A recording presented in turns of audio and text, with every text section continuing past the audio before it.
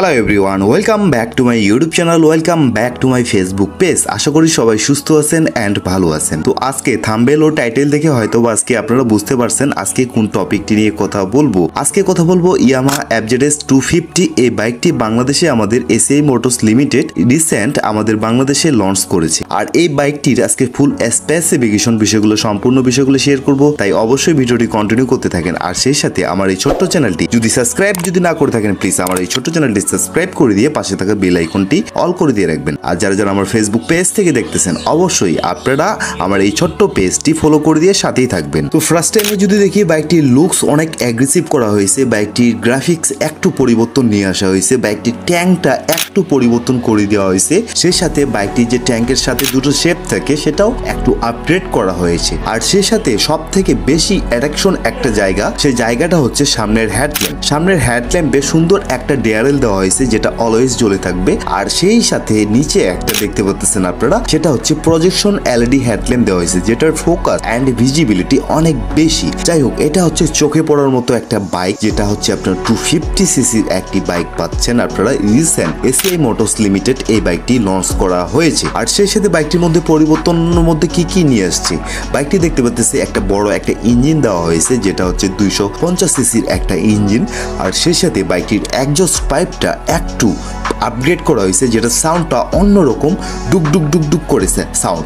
আপনারা অবশ্যই শুনলে অবশ্যই বুঝতে পারবেন। আমার কাছে যদিও বাইকটি নেই, তারপরেও আমি যতটুকু সাউন্ডটা শোনার চেষ্টা করেছি, বাইকটির সাউন্ডটা অনেক অ্যাগ্রেসিভ করা হয়েছে। সেই সাথে বাইকটির সাইলেন্সার এক্সজস্টের ডুয়েল টোন ফিনিশিং দেওয়া হয়েছে। আর সেই সাথে আমি এখন জানবো সব থেকে বেশি গুরুত্বপূর্ণ যেটা বিষয়, সেটা হচ্ছে ইঞ্জিন সম্পর্কে। তো ইঞ্জিনে আমরা পাচ্ছি air cool 4 stroke SOSE 2 valve single oil cooling system একটা টেকনোলজি ইঞ্জিন।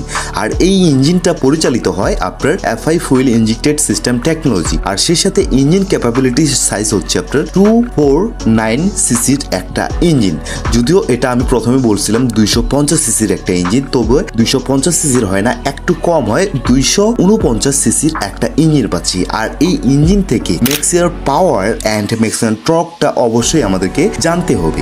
তো সেই সাথে বাইকটির মধ্যে ম্যাক্সিমাম পাওয়ার পাওয়া যাচ্ছে 20.8 bhp at 8000 rpm এ। আর সেই সাথে বাইকটি থেকে ম্যাক্সিমাম টর্ক পাওয়া যায় 20.1 নিউটন মিটার at 6000 rpm এ। তো যাই হোক, যথেষ্ট পরিমাণ ম্যাক্সিমাম পাওয়ার এবং কি ম্যাক্সিমাম টর্ক এই বাইকটি থেকে আপনি পেয়ে যাবেন। বাইকটির মধ্যে গিয়ার ট্রান্সমিশনে আছে আপনার 5 স্পিড গিয়ার বক্স। তো এটা আমার কাছে একটু ডিসঅ্যাডভান্টেজ মনে হয়েছে। যদি বাইকটিতে 6 স্পিড গিয়ার বক্স দেওয়া হয়তো অবভিয়াসলি আরেকটু বেশি ট্রেন করতো, কিন্তু কোম্পানি এটা করে নাই। যদি একটা 250 সিসির বাইকে যদি 6 স্পিড গিয়ার বক্স যদি না পাই, তাহলে তো কেমন হয়ে গেল বিষয়টা। যদি MT-15 এর কথা বলি, MT-15 150 হওয়ার সত্ত্বেও সেটাতে 6 স্পিড গিয়ার বক্স পাওয়া যাচ্ছে।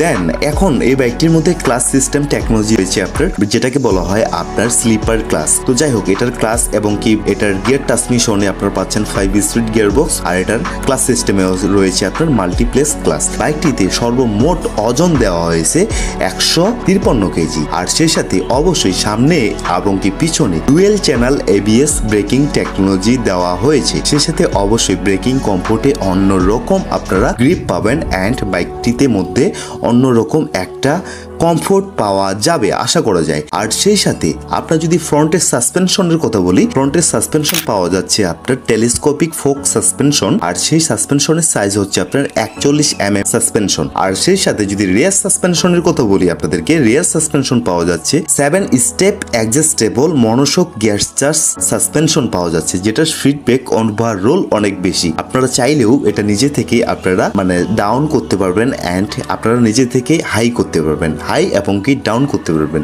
আপনারা মন চাইলেই যে কোনো সার্ভিস সেন্টারে যায় এটা লো করতে পারবেন, আবার হাই করতে পারবেন, যেটা আপনারা যারা অনেকেই নিজে থেকেও করে থাকে। যাই হোক, সেই সাথে আপনার এখন ফ্রন্টের টায়ার সাইজ হচ্ছে আপনার 100/80 17 সাইজের টিপ্লেস টায়ার দেওয়া হয়েছে। রিয়ার টায়ারে দেওয়া হয়েছে 140/70 অ্যালয়ের সাথে টিপলেস। যাই হোক, অনেকটা ওয়েট টায়ার, অনেকটা বড় টায়ার। অনেক সময় ব্রেকিং এর সময় অনেক গ্রিপ পাওয়া যাবে। ব্রেকিং ডিস্কের সাইজ, সামনের ফ্রন্ট ডিস্কের সাইজ হচ্ছে আপনার 282 mm আর পিছনের রিয়ার ডিস্কের সাইজ হচ্ছে আপনার 220 আর এটা নিয়ে আপনার মাইলেজ, আপনার এই ইঞ্জিন থেকে আপনার মাইলেজ পেতে পারেন। কোম্পানি ক্লেম করেছে 38 কিলোমিটার প্রতি পার লিটারে সিটিতে পেয়ে যাবেন। যদি এটা নিয়ে একটু হাইওয়েতে রাইড করেন অবশ্যই 40+ যায় বা যাবে।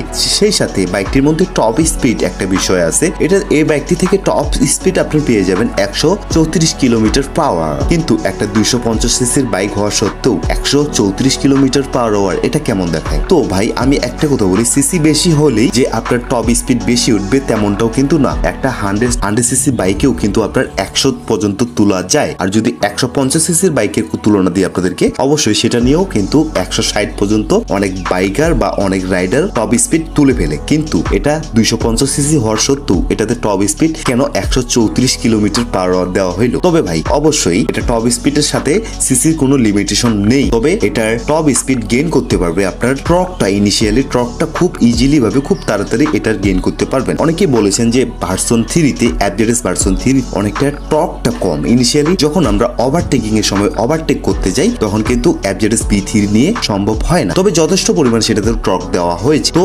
যাদের এই ক্লেমগুলো করেছিলেন অবশ্যই এটা টর্কটা অবশ্যই গেইন করতে পারবে এই অ্যাভারেজ 250 থেকে। তো সেই সাথে বাইকটির মধ্যে কোথাও কোনো হ্যালোজেন বাল্ব ইউজ করা হয়নি, সব জায়গায় কিন্তু আপনার LED বাল্ব দেওয়া হয়েছে। তো এখন জানতে হবে আমাদের সিট হাইট সম্পর্কে। অনেকেই আমরা জল্পনা কল্পনার মধ্যে থাকি আসলে বাইকটি কিনলে আমরা হাইটটা পারফেক্টলি পাবো কি না। তো আসলে এই ধরনের জল্পনা কল্পনা থাকতেই পারে, তো স্বাভাবিক বিষয়। তো আজকে আমরা জানবো এই বাইকটির সিট হাইট সম্পর্কে। এই বাইকটির মধ্যে সিট হাইট দেওয়া হয়েছে 795 mm। তো এই সিট হাইটে 5 ফুট 1 বা 5 ফুট 6 বা 5 ফুট 4 যারা 5 ফুটও আছেন তো অবশ্যই এই বাইকটি নিয়ে রাইড করতে পারবেন অবভিয়াসলি। বা অনেকেই সমস্যা প্রবলেম মনে করেন, তো আসলে বাইক রাইড করতে যেই জানে, যে বাইক প্রপারলি ভাবে রাইড করতে জানে, সে যদি 5 ফুটও হয়ে থাকে তারপরেও প্রপারলি ভাবে বাইকটা রাইড করতে পারবে। তবে 5 ফুট 2 বা 5 ফুট 4 বা 5 ফুট 6 এর মধ্যে যারা আপনারা রয়েছেন অবশ্যই ইজিলি এই বাইকটি নিয়ে রাইড করতে পারবেন। তো সেই সাথে বাইকটির মধ্যে সব থেকে হাইট দেওয়া হয়েছে 1075 mm। আর বাইকটির হুইল বেসের সাইজ হচ্ছে আপনার 1360 mm। বাইকটির মধ্যে গ্রাউন্ড ক্লিয়ারেন্স দেওয়া হয়েছে 160 mm। স্পিড ব্রেকারে কোনো প্রবলেম হবে না। যদি কোনো বড় স্পিড ব্রেকারে যান এই বাইকটি নিয়ে অবশ্যই একটু প্রবলেমের মুখে পড়তে হবে। তবে অবশ্যই সাবধানে বাইকটি নিয়ে স্পিড ব্রেকারের সম্বন্ধে, যখন আপনি স্পিড ব্রেকার ওভারটেক করতে যাবেন বা স্পিড ব্রেকার পার হইতে যাবেন অবশ্যই সাবধানে হইতে হবে। নিচে একটা ইঞ্জিন গার্ডার দেওয়া হয়েছে যেটা হচ্ছে আপনার ইঞ্জিনকে ঠান্ডা করার জন্য অনেকটা হেল্প করে, যদিও এটা আমরা বলি হচ্ছে ইঞ্জিন ডাস্ট রাবার বা ডাস্ট কভার। তো আসলে অবভিয়াসলি ওটা না, এটাতে ইঞ্জিনটাতে আরেকটু হাওয়া দেওয়ার জন্য বাইকটিতে ইঞ্জিন গার্ডার দেওয়া হয়। তো যদিও এটার বাতাস অ্যান্ড এই বাইকটির মধ্যে ওয়েল কুলিং দেওয়া হয়েছে তবুও বাইকটির মধ্যে অনেকটাই ঠান্ডা থাকবে। তো যাই হোক, বাইকটির মধ্যে ওজনের কথা তো বলছি 153 কেজি ওজন এই বাইকটির মধ্যে।